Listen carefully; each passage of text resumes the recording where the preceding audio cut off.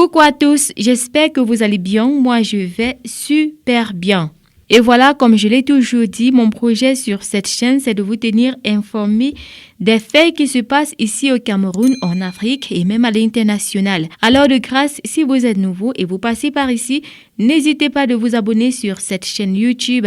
Vous pouvez également cliquer sur la cloche de notification pour ne rien rater de mes prochaines publications.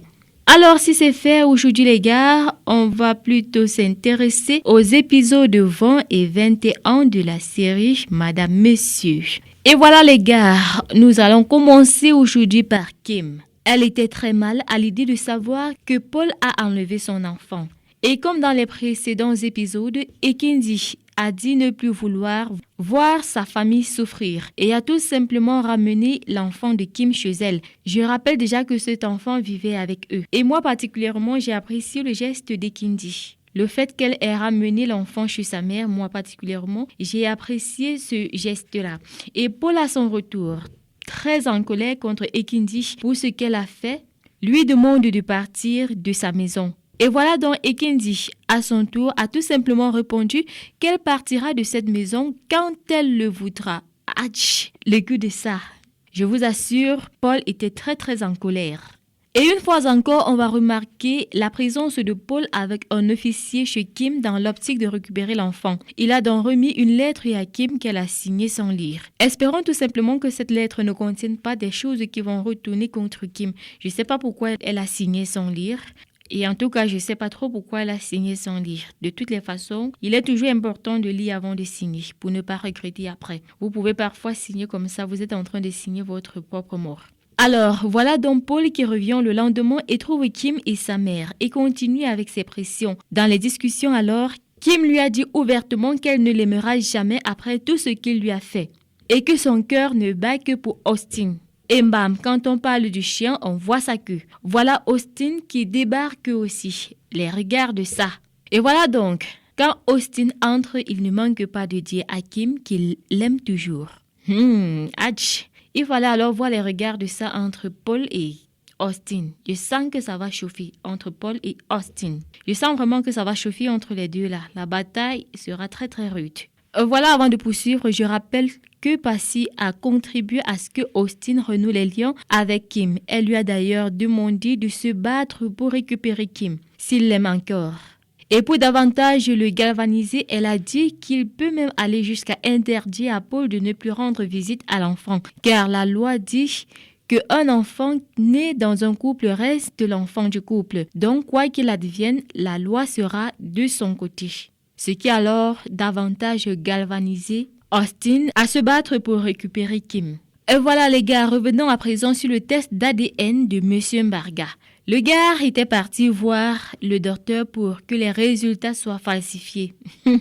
Monsieur Mbarga, tu es fort. Tu es très fort. Je savais que tu allais faire un truc du genre. Donc, Monsieur Mbarga est parti voir le docteur pour qu'il falsifie les résultats. Malheureusement, quand il retourne à l'hôpital avec sa femme, il tombe plutôt sur un autre docteur. Celui qui avait fait le prélèvement n'était pas là.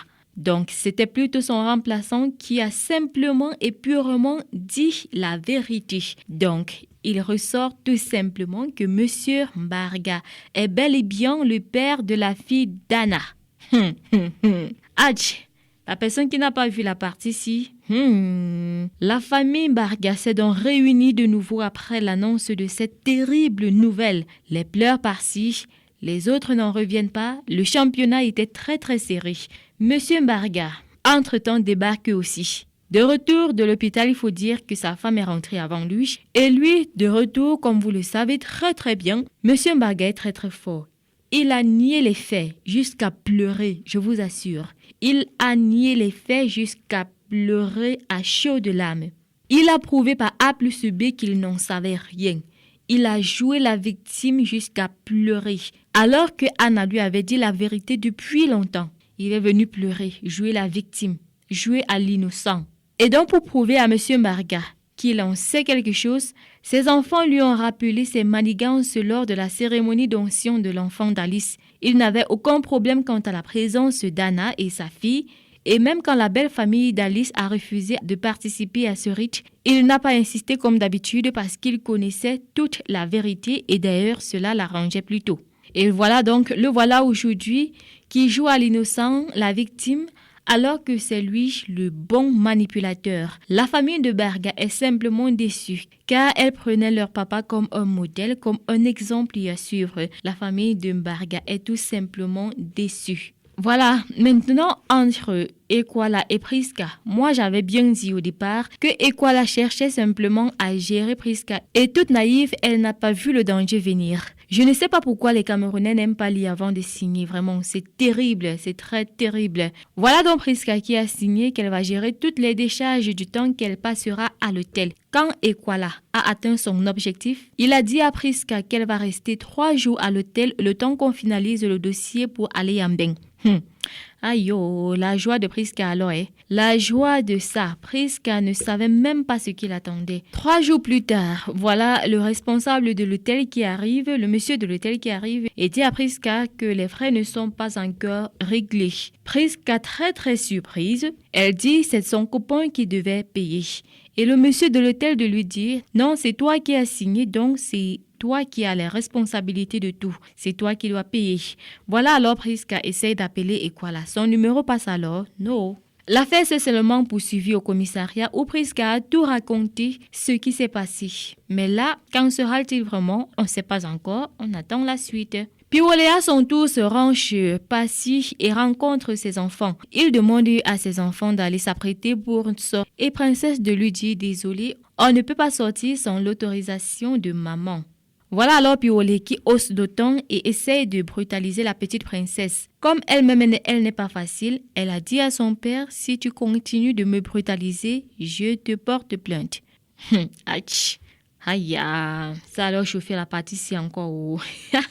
De toutes les façons, ils ne sont pas partis. La sortie n'a pas été possible. Miranda, de son côté, veut seulement retourner au village. La mère de Piwole lui demande d'être patiente. Et Passy étant présente à ce moment-là, a cherché à savoir ce qui se passe. Et on lui a tout simplement dit que Miranda est enceinte de Piwole.